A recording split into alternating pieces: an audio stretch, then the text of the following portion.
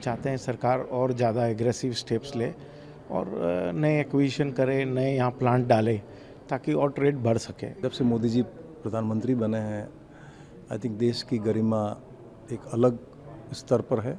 दोनों developing nation है, बहुत बड़े पॉपुलेशन बेस के साथ है। इंडिया को इंडोनेशिया में एक बहुत बड़ा मार्केट मिल रहा है। बहुत उत्साहित है और अगर आप बिज़नेस पर्सपेक्टिव से देखें तो हमारे जैसे लोग हैं जो इंडस्ट्रीज़ में है, बिज़नेस में है, काफ़ी उत्साहित है और चाहते हैं कि इंडिया इंडोनेशिया ट्रेड और बढ़े और पिछले कुछ सालों में निरंतर बढ़ रहा है, बट उम्मीद करते हैं कि और भी समझौते होंगे। कुछ एरिया ऐसे हैं जिनमें ट्रेड नहीं हो रहा है, तो उम्मीद करते हैं और भी नए एवेन्यूज़ खुलेंगे और ट्रेड बढ़ेगा। इंडोनेशिया की इकोनॉमी जो है मेनली वो रिसोर्सेज और कमोडिटी बेस्ड है। इनके पास नेचुरल रिसोर्सेज काफ़ी ज़्यादा है, तो आप देखेंगे हर तरह का है। मतलब निकल तो वर्ल्ड का सबसे बड़ा है, गोल्ड भी 4th बिगेस्ट है, कोल में भी है और काफ़ी है। हालांकि अगर हम कंपेयर करते हैं तो अभी भी हमारा पेनिट्रेशन चाइना से बहुत कम है। तो मैं तो चाहूँगा कि इंडिया का पार्टिसिपेशन और ज़्यादा बढ़े और कमोडिटी तो गोइंग फॉरवर्ड हमारी हर तरह की सिक्योरिटी के लिए भी ज़रूरी है। तो हम चाहते हैं सरकार और ज़्यादा एग्रेसिव स्टेप्स ले और नए एक्विजिशन करे, नए यहाँ प्लांट डाले ताकि और ट्रेड बढ़ सके। हम लोग बड़े उत्साहित हैं और मोदी जी का स्वागत करने के लिए जब से मोदी जी प्रधानमंत्री बने हैं, आई थिंक देश की गरिमा एक अलग स्तर पर है। कई देश उसे प्रभावित है, इंस्पायर्ड हैं। इंडोनेशिया उनमें से एक है। आई थिंक हमारी और भारत की संस्कृति का जुड़ाव कई एपिक्स से हैं, जैसे रामायण महाभारत है और भी चीज़ें हैं।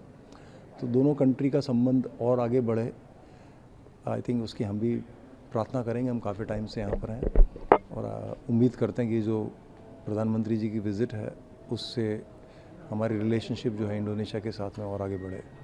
हम लोग 33 साल से यहाँ पर हैं, कभी ऐसा महसूस नहीं हुआ कि मैं किसी विदेश में हूँ। हमेशा ऐसा ही लगा अपना ही देश है।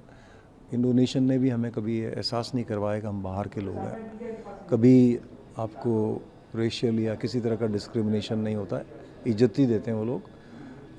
कभी एम्बैरसमेंट, कभी इनसिक्योरिटी ऐसे कभी फीलिंग नहीं होती। मैं यहाँ पे पिछले 20 साल से काम कर रहा हूँ। मैंने अपनी स्कूलिंग भी यहाँ पे की है, तो मैं इस कंट्री को बहुत अच्छी तरह जानता हूँ, पल्सेस जानता हूँ इस कंट्री की। कुछ जो बातें कॉमन है दोनों कंट्री में, दोनों डेवलपिंग नेशन है, बहुत बड़े पॉपुलेशन बेस के साथ है। इंडिया को इंडोनेशिया में एक बहुत बड़ा मार्केट मिल रहा है और इंडोनेशिया को इंडिया में एक बहुत बड़ा मार्केट मिल रहा है। बहुत सारे सेक्टर्स में दोनों काफ़ी उत्साहित है और लुकिंग फॉरवर्ड है फॉर मोर अपॉर्चुनिटीज़। जैसे कि कई जगह सिनर्जी पॉसिबल है, जैसे कि डिफेंस, इंफ्रास्ट्रक्चर, एआई और मैन्युफैक्चरिंग। नेचुरल रिसोर्सेज में तो दोनों कंट्री काफ़ी कुछ बड़ा व्यापार कर ही रही है, बट आने वाले 10 साल मुझे लगता है कि बहुत सारे नए सेक्टर्स, नई अपॉर्चुनिटीज़ को लेके आएंगे।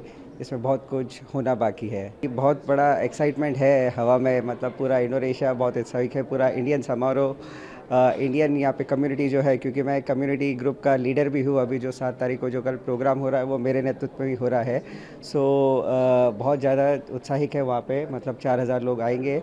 उसी तरह व्यापार वाले व्यापारी भी बहुत उत्साहित है इस चीज़ को लेके कि कई सारे MOU होने की चांसेस है और जो गवर्नमेंट फैसिलिटेशन है वो उम्मीद करते हैं कि बहुत इजी होगा। ईज़ ऑफ बिज़नेस को प्रायोरिटी दी जाएगी और जैसे कि डिफेंस और पोर्ट इंफ्रास्ट्रक्चर, जैसे मैं बता रहा हूँ, कई सारे ऐसे सेक्टर्स हैं जिसमें आई थिंक दोनों कंट्री एक दूसरे को बहुत अच्छे वे में सपोर्ट कर सकते हैं।